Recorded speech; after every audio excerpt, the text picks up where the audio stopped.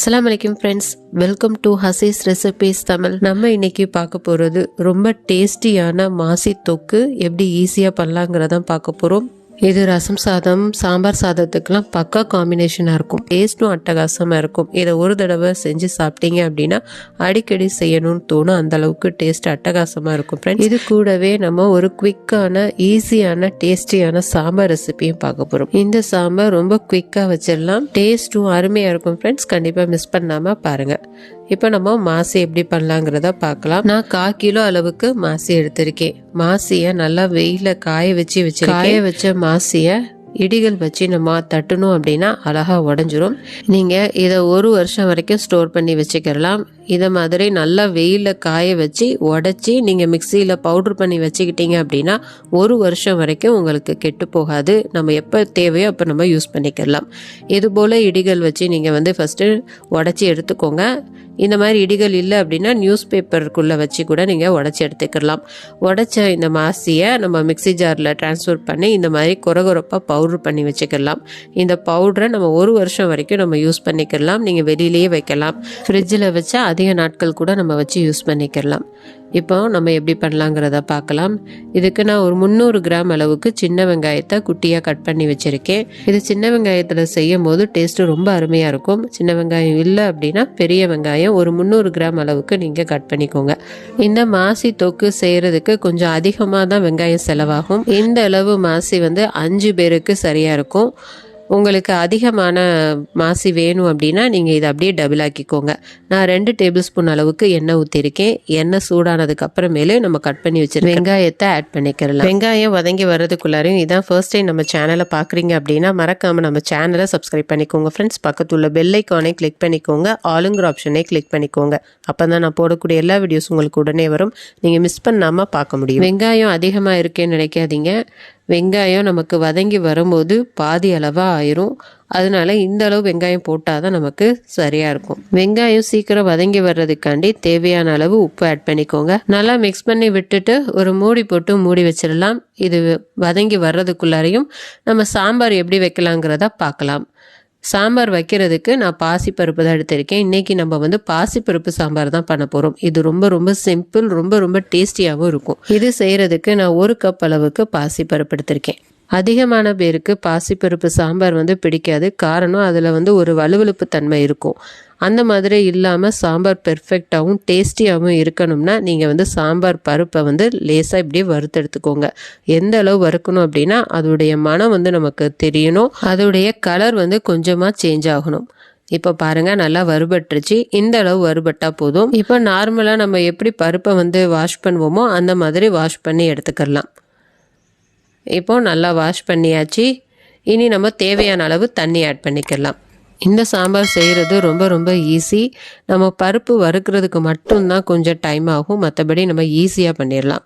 இப்போ நான் ஒரு 2 தக்காளி கட் பண்ணியிருக்கேன். மீடியம் சைஸ் தக்காளி, 1 வெங்காயம், 2 பச்சை மிளகாய் கட் பண்ணி போட்டிருக்கேன். 1/4 ஸ்பூன் அளவுக்கு மஞ்சள் தூள் ஆட் பண்ணிக்கோங்க. 1 ஸ்பூன் அளவுக்கு ஜீரகத்தை நல்லா இடித்து வச்சுருக்கேன். இப்போ நம்ம அதை ஆட் பண்ணிக்கலாம். நம்ம இடித்து ஆட் பண்ணும் போது ஃப்ளேவர் ரொம்ப அருமையாக இருக்கும் ஃப்ரெண்ட்ஸ். கண்டிப்பாக ஒரு தடவை இதே மாதிரி ட்ரை பண்ணி பாருங்கள். ஜீரகத்தை இடிக்க முடியல அப்படின்னா நீங்கள் 1 ஸ்பூன் அளவுக்கு ஜீரகத்தூள் ஆட் பண்ணிக்கோங்க. 1 ஸ்பூன் அளவுக்கு மிளகாய்த்தூள் ஆட் பண்ணிக்கோங்க. உங்கள் காரத்துக்கு ஏற்ற மாதிரி நீங்கள் மிளகாய்த்தூள் ஆட் பண்ணிக்கோங்க. தேவையான அளவு உப்பு ஆட் பண்ணிக்கோங்க. இப்போ நான் 3 பல் அளவுக்கு பூண்டு நல்லா தட்டி வச்சுருக்கேன். இப்போ நான் அதையும் ஆட் பண்ணிக்கிறேன். கொஞ்சமாக மல்லி இலை ஆட் பண்ணிக்கலாம். இப்போ நம்ம மூடி போட்டு விசில் விட்டுறலாம். இப்போ நம்ம வெங்காயம் எப்படி வதங்கியிருக்குங்கிறத பார்க்கலாம். வெங்காயம் நல்லா வதங்கியிருக்கு. கண்ணாடி பதம் வந்திருக்கு பாருங்கள்.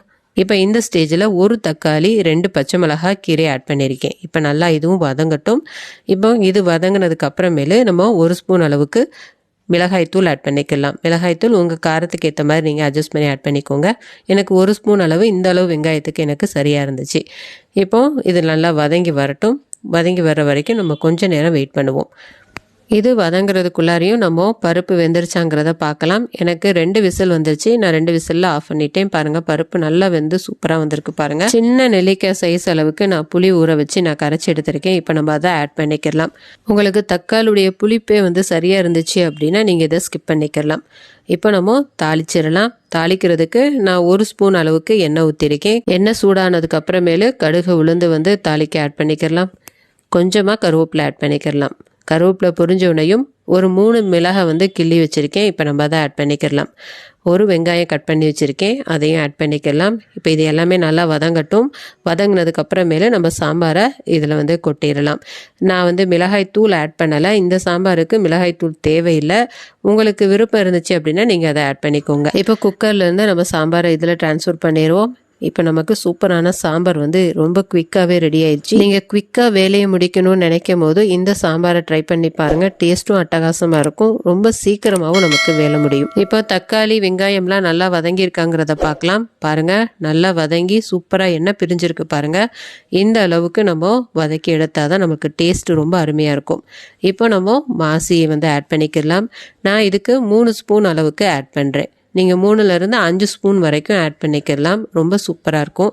எனக்கு 3 ஸ்பூனே வந்து சரியாக இருந்துச்சு. இப்போ நல்லா மிக்ஸ் பண்ணி விட்டு ஒரு 2 நிமிஷம் திரும்ப நம்ம வந்து மூடி போட்டு மூடி வச்சிடலாம். இப்போ அது வேகிற வரைக்கும் நம்ம கொஞ்ச நேரம் வெயிட் பண்ணலாம். இப்போ 2 நிமிஷம் ஆயிடுச்சு. நம்ம ஓப்பன் பண்ணி பார்க்கலாம். பாருங்கள் எவ்வளோ சூப்பராக மாசி நமக்கு ரெடி ஆயிடுச்சு அப்படின்னு. இது நீங்கள் சூடான சாதத்தில் பிரட்டி சாப்பிட்றதுக்கும் ரொம்ப அருமையான டேஸ்ட்டாக இருக்கும் ஃப்ரெண்ட்ஸ். கண்டிப்பாக ஒரு தடவை ட்ரை பண்ணி பாருங்கள். நம்ம இன்றைக்கி செஞ்சு காட்டினா இந்த மாசி தொக்கும் சாம்பாரும் ரொம்ப ரொம்ப சிம்பிளான ரெசிபி. பிகினர்ஸ் கூட ரொம்ப ஈஸியாக பண்ணிடலாம். இதோடைய டேஸ்ட்டு ரொம்ப அருமையாக இருக்கும் ஃப்ரெண்ட்ஸ். அதுவும் இந்த சாம்பாருக்கும் இந்த மாசி தொக்குக்கும் ரொம்ப அருமையான காம்பினேஷனாக இருக்கும்.